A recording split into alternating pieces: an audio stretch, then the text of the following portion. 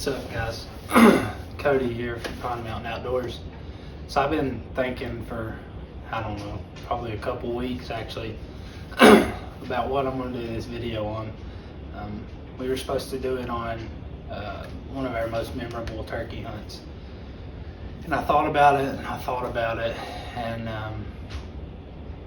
the one that kept coming back to me was actually, it wasn't that long ago, but it was also the first time that I had actually called in and killed my own turkey.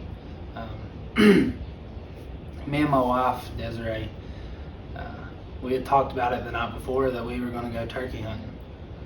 She had never been, no, I take that back. She went once with me before that, but she wanted to go, so I decided I'd take her with me. And we got up super early that morning. It was kind of sprinkling, drizzling rain.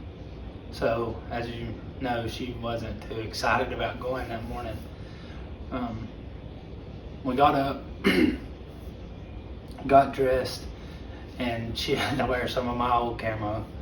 So we get up there, get everything ready, everything packed up to go over through there. Well, from where we were at, I didn't feel like unlocking the gate and driving all the way through.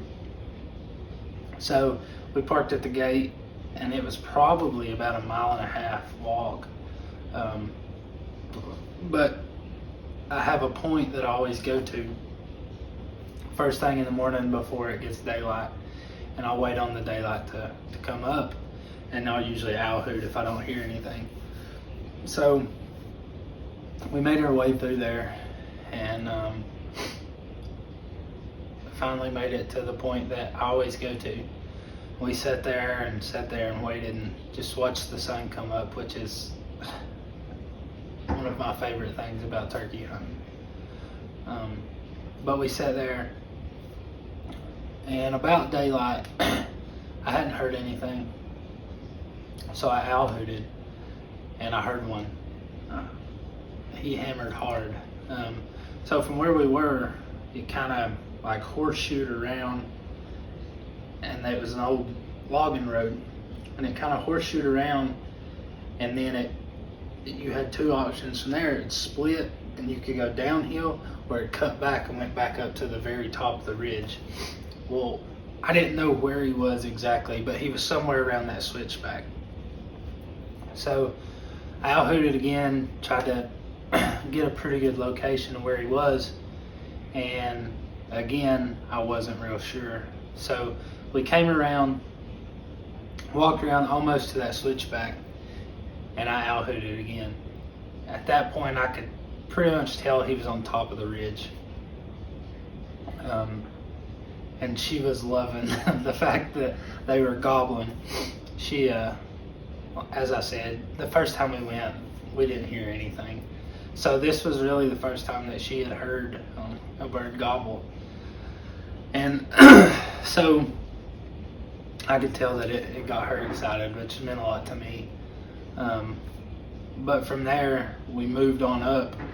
I decided rather than going to the switchback and coming back to the top of the ridge, we just went straight up the hill to the top of the ridge.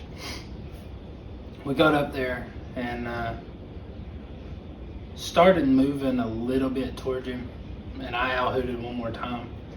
When I owl hooted that time, I could tell I was probably, I guesstimated somewhere around 200 to 250 yards from him. So I had actually bought her one of those, the same chair I use a lot of times. I think it's made by Mossy. It's just a little fold-out chair that sits right on the ground. So I set hers up kind of behind a little bit of a berm, so she had a little more cover, and I moved mine back over to the right of her, facing towards the old road bed. We were probably, I would say, 15 yards off the road bed, and then I put a hen decoy out kind of to the left on the road, facing away from him. And he was still gobbling, I guess, still trying to locate that owl. So I finally came back and I got set up and I put my mouth call in. I didn't plan on calling unless I absolutely had to. So I put my mouth call in, and he was still gobbling, but he was still on the roost. So what I did at that point was I just kind of turned my head and blocked it with my hand and gave a little bit of, just a little yelp, 2 or 3 times, just real quiet, and he sounded off. So I knew at that point I had him.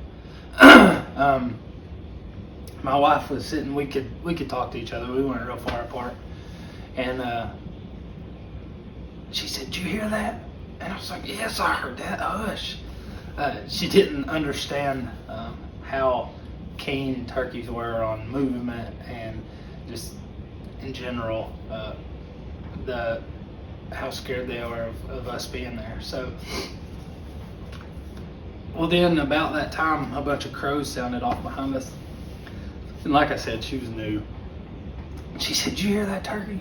And I was like, "That wasn't a turkey." I was trying to talk out of the side of my mouth just quietly, and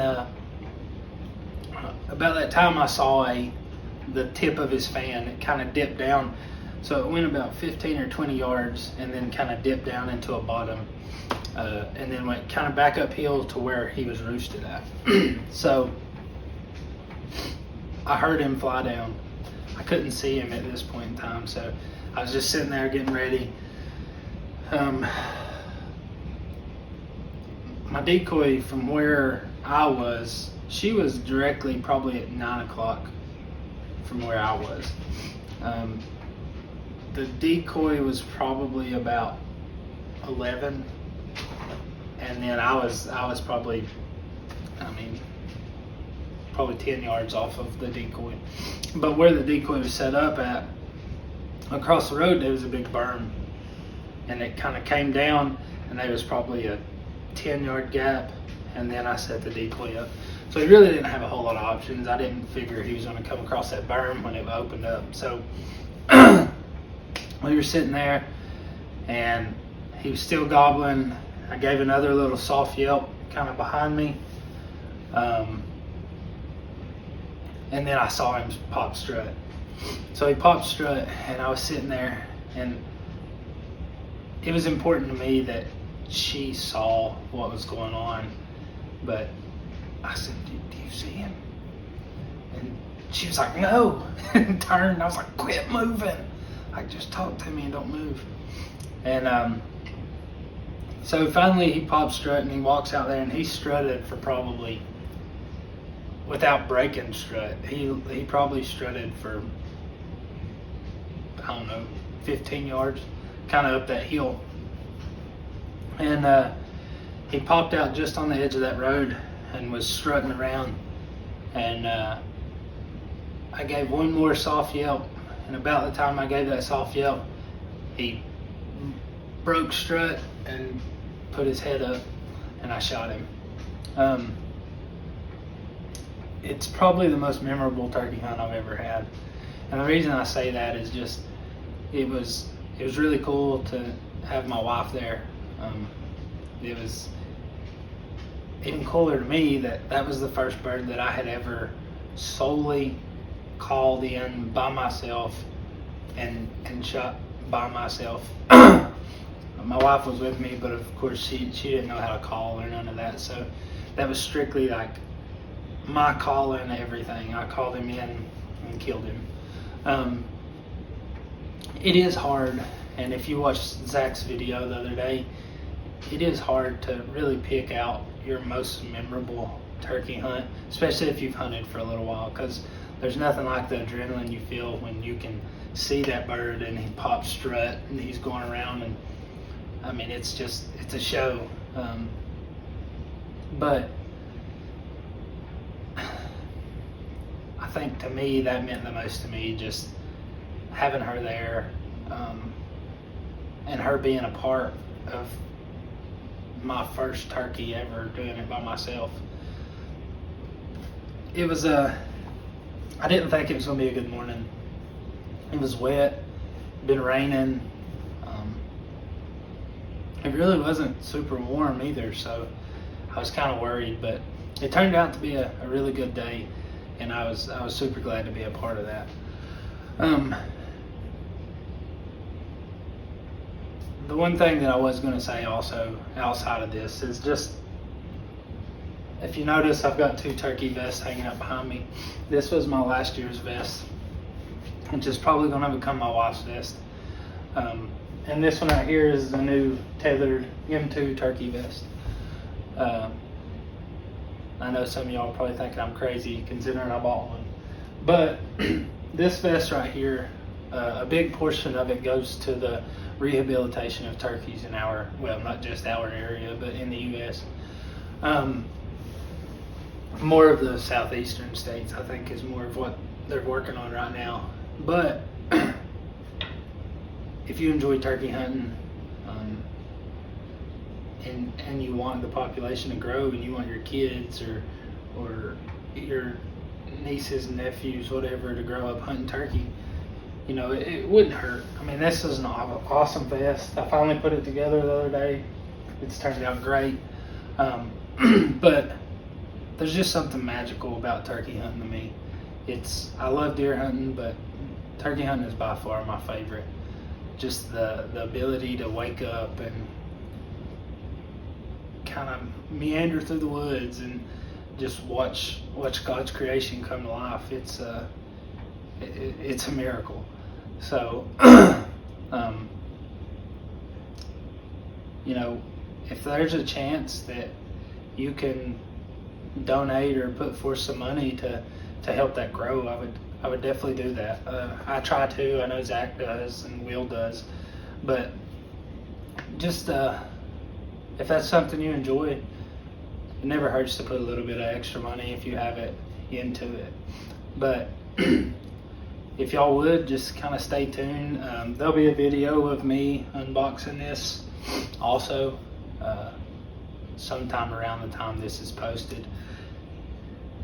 Check that out. Like I said, you don't have to buy one of those. It's an expensive vest, but I bought it because I'm a tethered man. I enjoy tethered stuff.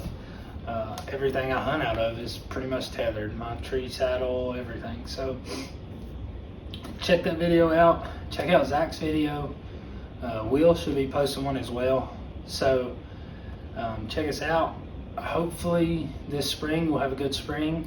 Be able to hopefully put some birds down. So stay with us.